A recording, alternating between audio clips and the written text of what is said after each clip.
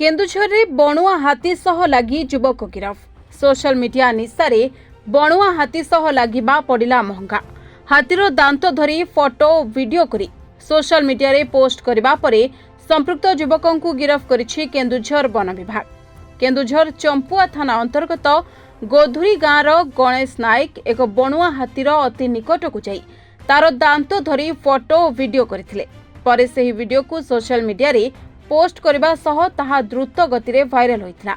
Video सामना को आसीबा परे तदंत आरंभ करी केन्दुझर वन विभाग युवक को गिरफ करिछि।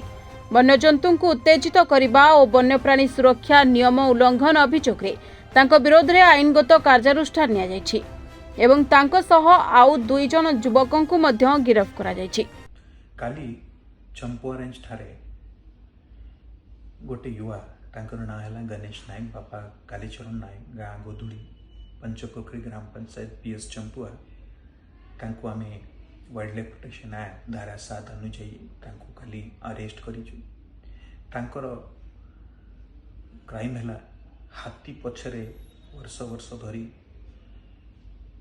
हाथी को हैरान करवा, लांज टांगा, दांत धरवा, लाउड म्यूजिक, गाड़ी साइरन ट्रैक्टर रू हाथी को विरक्त करवा। तो काली आमे तांको अरेस्ट करिछु।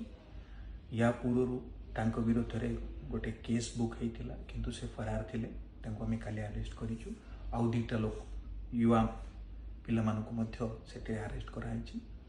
ई जो कड़ा कारानुष्ठान आमे तांको विरुद्ध नेइछु एटा तांको बहुत थरे बुझा सुझा कला परे 2-3 थर वार्निंग देला परे नियाइछि। तो एटा हाथी पाई तो विपद थिला, हाथी विरक्त होतिले किंतु जो युवा को आमे अरेस्ट करूछु ता जीवन प्रति विपद थिला।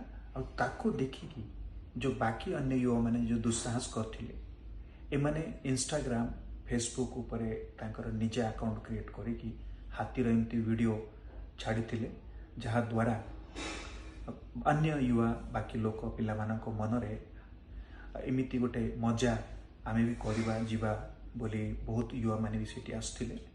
तो हाथीर सुरक्षा संवर्धन पाई आउ निजर जीवन सुरक्षा पाई मु समस्त को अनुरोध करी आपण किए भी इनते दुस्साहस करंतु नहीं। जदि भी करिवे आईनगत एमितिया क्राइम को 7 वर्ष दंड प्रावधान अछि।